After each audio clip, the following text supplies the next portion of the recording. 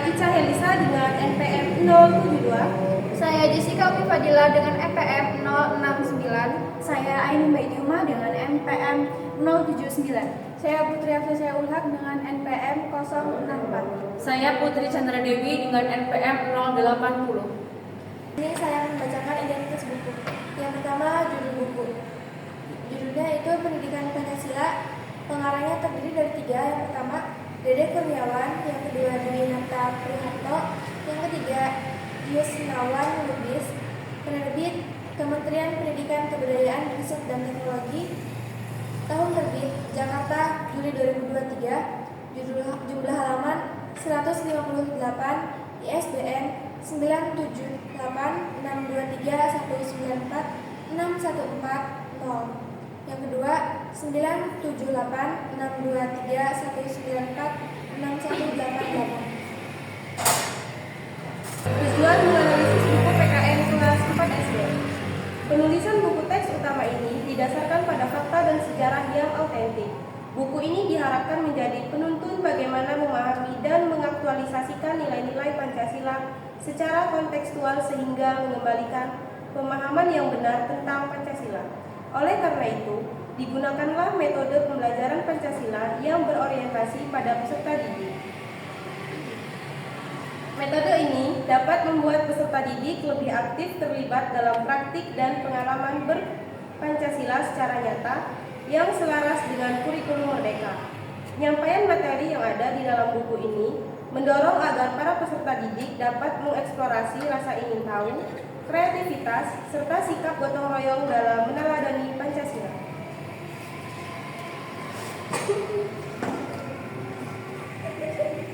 Ringkasan isi buku.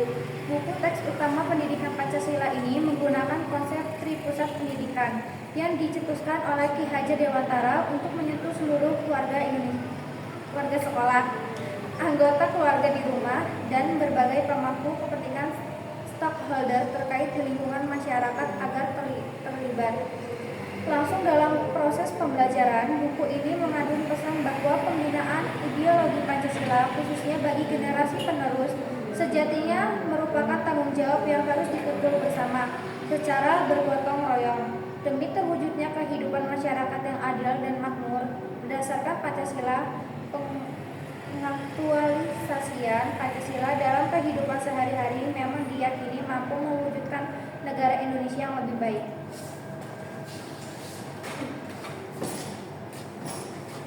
Kesesuaian dengan kurikulum yaitu standar kompetensi dan kompetensi dasar. Standar kompetensi adalah pendidikan Pancasila dalam kurikulum merdeka bertujuan membentuk peserta didik yang beriman, bertakwa kepada Tuhan Yang Maha Esa dan berakhlak mulia, bergotong royong, mandiri, bernalar kritis dan kreatif. Kedua, kompetensi dasar adalah untuk mendukung implementasi kurikulum merdeka pada mata pelajaran pendidikan Pancasila. Telah disusun buku teks utama pendidikan Pancasila yang terdiri dari buku siswa dan buku panduan guru. Selanjutnya, kualitas konten. Yang pertama, kejelasan materi.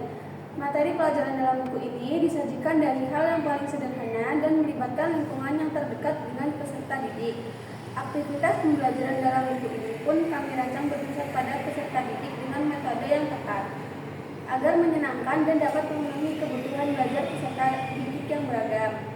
Yang kedua yaitu kelengkapan informasi.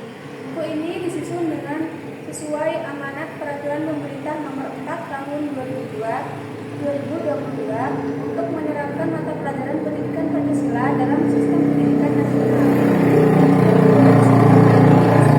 Fakta dan sejarah yang autentik. Buku ini diharapkan menjadi penuntun bagaimana memahami dan mengaktualisasikan nilai-nilai Pancasila secara konseptual sehingga mengembalikan pemahaman yang benar tentang Pancasila. Selanjutnya ada relevansi contoh. 1. Relevansi dengan kehidupan sehari-hari. Banyak buku menggunakan contoh kegiatan yang relevan dengan keseharian siswa seperti di lingkungan sekolah, contohnya gotong royong, membersihkan kelas, atau menaati tata tertib sekolah. Yang kedua, di rumah, seperti membantu orang tua, menjaga adik, atau melaksanakan tugas rumah tangga. Yang ketiga, di lingkungan masyarakat, seperti membersihkan lingkungan bersama tetangga, mengikuti kerja bakti, atau menghormati tetangga yang berbeda agama. Contoh-contoh ini langsung berkaitan dengan pengalaman siswa dan membantu mereka memahami penerapan nilai-nilai Pancasila dan norma kehidupan.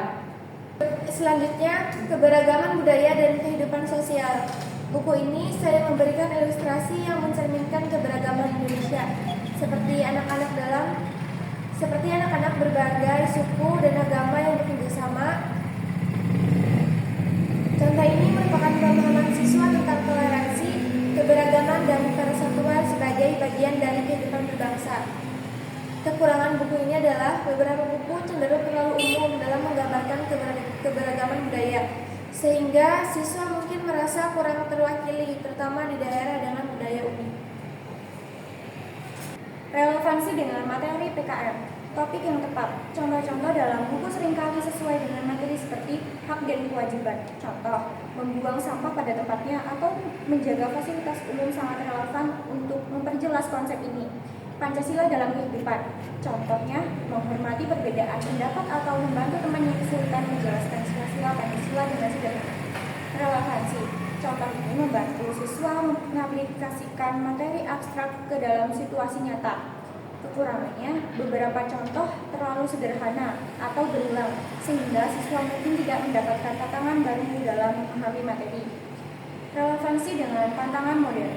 Kelebihannya, buku PKN mulai menyentuh isu-isu modern seperti menggunakan teknologi secara bertanggung jawab. Contohnya, tidak menyebarkan berita bohong di media sosial. Ini sangat relevan dengan kehidupan siswa di era digital. Kekurangannya, tidak semua buku membahas isu-isu kontemporer seperti berkelanjutan lingkungan atau peran anak dalam membantu mengatasi masalah sosial di komunitas.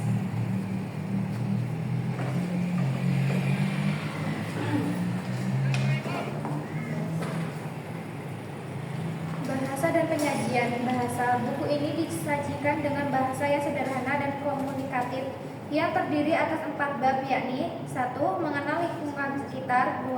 Aku anak yang disiplin, 3. Kerja sama di lingkunganku, 4. Pancasila dalam diriku. Setiap bab menyajikan materi yang dilengkapi dengan aktivitas pembelajaran yang bervariasi. Aktivitas yang dapat menumbuh kembangkan keterampilan dasar literasi dan selaras dengan pengembangan profil pelajar Pancasila. Struktur penyajian. Sudah, karena penyusunan buku teks utama pendidikan Pancasila ini mengacu pada capaian pembelajaran dalam kurikulum Merdeka yang telah diselaraskan dengan capaian kompetensi BPIP. Dalam penyusunannya digunakan buku bahan ajar pendidikan dan pembinaan ideologi Pancasila PPIP sebagai salah satu sumber rujukan referensi.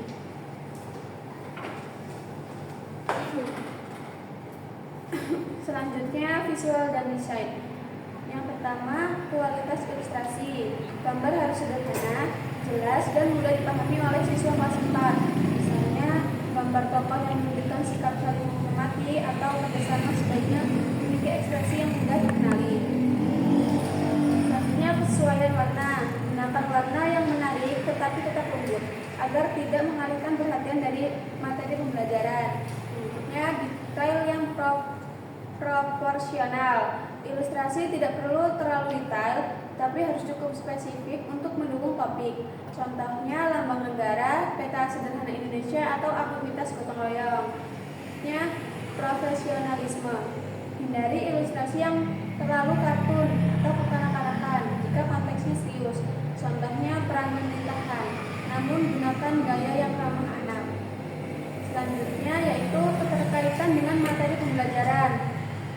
Yang pertama, relevansi konten.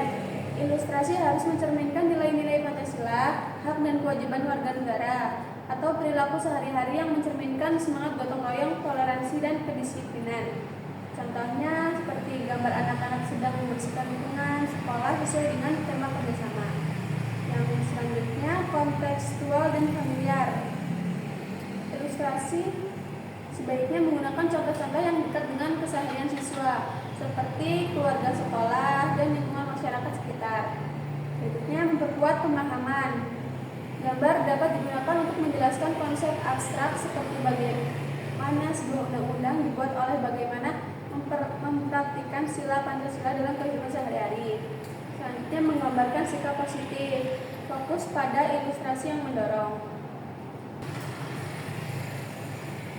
Selanjutnya ada tata letak, yaitu 1. Keseimbangan elemen. Pastikan teks, ilustrasi, dan ruang kosong seimbang sehingga tidak terasa padat atau terlalu kosong. Contohnya, ilustrasi mendukung teks tanpa mengganggu fokus pembaca.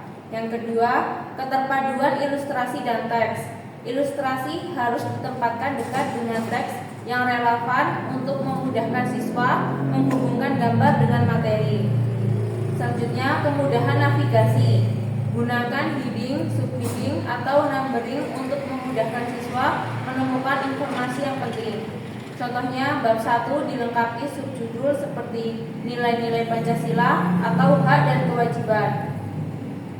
Selanjutnya ada tipografi.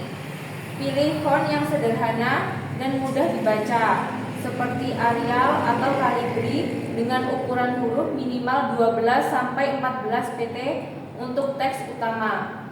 Pastikan heading lebih besar dan diberi warna atau format tebal agar mudah dikenali. Selanjutnya ada penempatan margin dan ruang antar teks.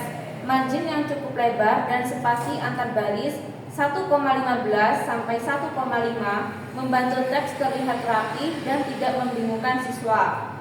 Yang kedua ada desain, warna yang menarik dan konsisten. Gunakan warna yang cerah tetapi tidak mencolok, misalnya seperti latar belakang halaman dengan warna pastel agar tidak melelahkan mata. Contoh, gunakan warna berbeda untuk setiap bab sebagai identitas visual. Ikon dan simbol edukatif. Gunakan ikon sederhana untuk menandai aktivitas, tugas individu, tugas kelompok, refleksi, agar siswa mudah mengenali jenis kegiatan.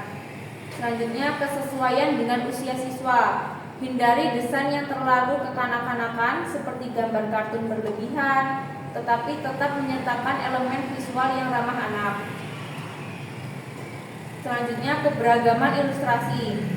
Representasi gambar harus mencakup keragaman budaya, agama, dan aktivitas yang relevan dengan konteks siswa di Indonesia. Contohnya, ilustrasi siswa dari berbagai suku bekerja sama dalam gotong royong. Selanjutnya, kelebihan dan kekurangan.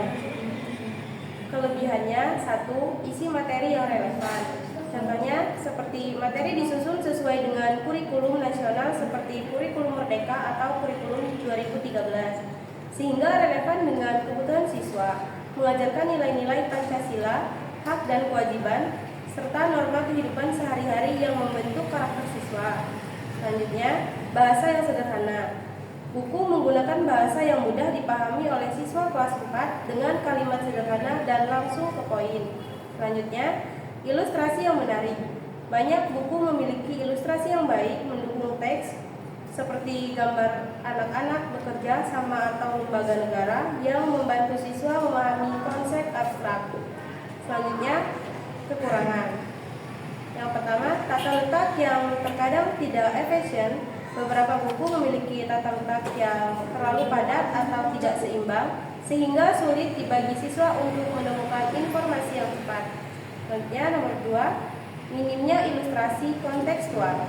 Contohnya ada buku yang ilustrasinya terlalu umum atau tidak mewakili keragaman budaya Indonesia, sehingga kurang mencerminkan keberagaman siswa.